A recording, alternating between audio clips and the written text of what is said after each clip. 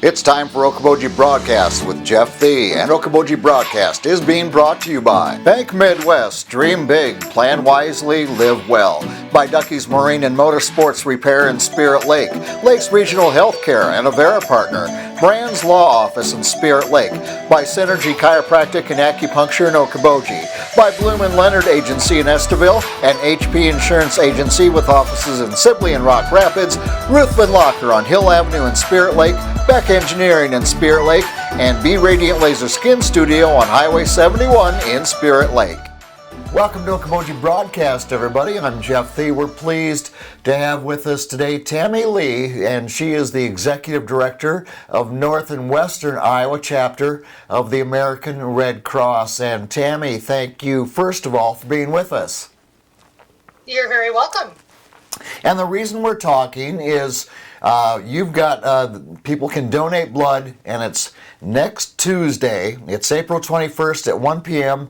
at Arrowwood Resort in Okoboji. And we want to let people know, but also have some questions. You know, normally you see a blood drive and you think, oh, I can go give blood, no big deal, so forth and so on. But what is a blood drive at Arrowwood Resort looking like right now, Tammy? Is it in the parking lot? How do you do it? Well, I mean, certainly COVID-19 has put a little different view on all of our activities, blood drives included. Yeah. And so a couple of key things that people will want to know. First and foremost, we do need people to make an appointment. Okay. And so in days past, we would say walk-ins are welcome, come on down if it works into your schedule. And now to make sure that we are able to really honor social distance and to do all of the things that we need with proper protective measures, we do need people to schedule appointments. And if somebody makes an appointment, please then be sure to keep that appointment, because there isn't really any additional folks to come and fill in that space. And so, you know, obviously, if you're not feeling well, don't come. Right. But you know, make sure to let us know. So that's the first thing to know, is that we need folks to make an appointment. Another thing to note is that we're going to expect people to wear masks, and that is just, it's for the safety of the donor, it's for the safety of the staff. Right. And we've been asked to do that out in public, and so we are going to ask that donors are wearing masks, just because that's the way that we're making sure everybody is safe. You can still go online ahead of time and do the questions, do the rapid pass for who have been regular donors and they already have a cross account. Okay. They can go on and answer those questions and things online. And so the actual, time for donating may not be significantly longer than it might have otherwise been. But just note that we are taking into account the protections that we're being asked to follow for COVID-19 response. Okay. So how do you make the appointment then, Tammy? So you can go to redcrossblood.org. Okay. That's a website, and go online and you can make that appointment there. And you can always call 1-800-RED-CROSS as well if there are any questions.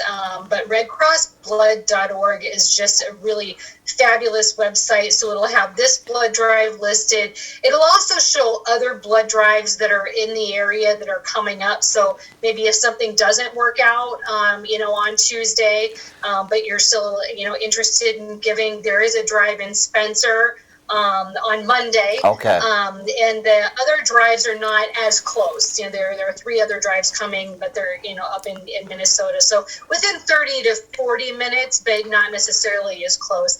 And obviously we want people to give as close to home as possible, because we don't want, people to be traveling around. Although donating blood is certainly one of those very acceptable reasons to get out of the house. Yeah, it certainly has changed the way that we do things. There's no doubt. But how has the COVID virus affected blood donation, and why is there such importance in the donation of blood at this time? Has it cut down on your supply? Well, Well, when the schools closed, and that this time of year is a significant time when we are in schools, high schools, colleges, and so when those educational institutions were no longer available, those drives came off the books. Right. And so that resulted in over a couple 100,000 donations that typically would have been collected within those few weeks. Right. That weren't collected. Now, on the opposite side, as people stopped moving around, stopped driving, then accidents also went down. I think in Iowa, the report has been that maybe traffic was down 50%. Yeah. And we're even, a high an ag state where there's still a lot of activity around essential services. So, you can imagine that the need for whole blood in those trauma kind of incidences certainly went down. Right. Elective procedures also went off the books, and there is some blood use there. But so fortunately, our need went down in a way that somewhat corresponded to the drives ultimately that went off of the books.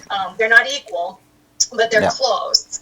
And so what we need to do going forward is to make sure that we have an adequate blood supply to provide for things that are going to happen, that we need to make sure that we're maintaining the drives that we have. And because we're appointment based, in appointment only, that means there are fewer slots. We can't kind of squeeze a couple more people in. Right. And so it really is, we don't necessarily have that flexibility of maybe collecting an additional 20 units, at a drive where, before if you had the staff and you had the time and people, were willing to wait, you might be able to collect a few extra units in a day, and now we're not able to do that. So we're just a little more limited in what we can collect because of the appointment based and that kind of thing. So, so we do just need to have people, make appointments, keep appointments. And then the other thing is looking ahead. If there are organizations or businesses that would consider hosting a drive in the coming months, as business does come back online, people are going to be out driving around. Hopefully our summer is it'd be great to have it kind of back up and going, especially in areas where there's usually great tourism. And so unfortunately that also usually means there are more accidents and that kind of thing where we're using whole blood. So we are going to need additional organizations to book blood drives in the summer months. So if businesses would like to make themselves available to have blood drives, Tammy, do they contact you or they get online? How do they do that? They certainly can contact me. I'd be happy to connect them with their the account person that can get that work done for them. Okay. And so absolutely, they can contact me, and I can give you my contact information, or we can post it later, however works best. Very good. And of course, volunteers are always needed, and I can only imagine, with everything being shut down, of course, we're not supposed to be out together and so forth. Looking to the future, you're probably going to need volunteers, more people, especially in remote areas, to make themselves available and be a volunteer for the Red Cross. Yeah, it is definitely, it hasn't changed how we look at volunteers and volunteer needs, because the work that the Red Cross has been doing over the last few years, we really have worked to utilize technology and to be as efficient as we can in our operations. And that means utilizing a lot of the remote systems that, in the last few weeks have become commonplace. We had already started, kind of doing that. And so we've been recruiting volunteers for some remote positions, some virtual positions is probably a better term. Sure. For a while. This is a great time if somebody has discovered, gosh, the technology stuff is not so bad. I've become comfortable with the video systems, and maybe even gone on and done some online training for work, or another organization that they're a part of, or connected with their Sunday school class or something. Right. and really have kind of started to maybe embrace that virtual world, there are a number of different volunteer opportunities that are virtual. Okay. And so we would love to go ahead and talk to somebody about those opportunities. They might support our disaster program. But they also might support some of our other programs, service to the armed forces or biomed. And so there are a lot of different ways we could utilize volunteers virtually. Okay. And then we will be out and about moving around again in the future. And so we're always looking for people who are willing to be out there and respond and help us out in person. It all helps when we work together, doesn't it, Tammy? It does. It absolutely does. And I think we're just understanding now that there are a lot more opportunities, a lot more availability when we do put virtual volunteer interests out there.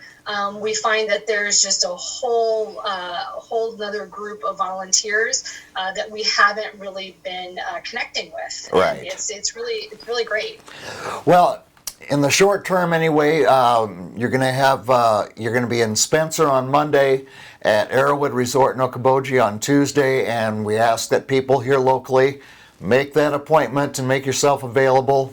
Don't be sick. Wear the face mask and work it that way. And again, how can they contact you to make the appointment, Tammy?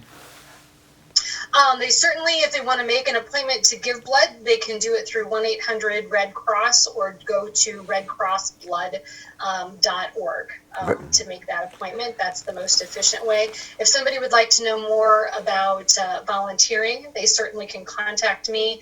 And I have an email address, which is my name, tammy.lee@redcross.org. That's TAMMY.LEE. Or they can certainly call me, 712-252. I'm sorry, I'm giving you my office number. I'll try my mobile number. So 712-269-6300 is my mobile number, and anybody's welcome to call and I'll visit. Very good. Well, Tammy, I thank you for being in touch with me and being on with me. So this is very important. We want to make sure that people give blood and do it safely, and I appreciate you taking the time with me. You're very welcome. Thanks, Jeff. All right. Thank you so much. Tammy Lee, the Executive Director of the North and Western Iowa Chapter of the American Red Cross, has been our guest. We thank her for being with us. We thank you for watching us right here on Okoboji Broadcast.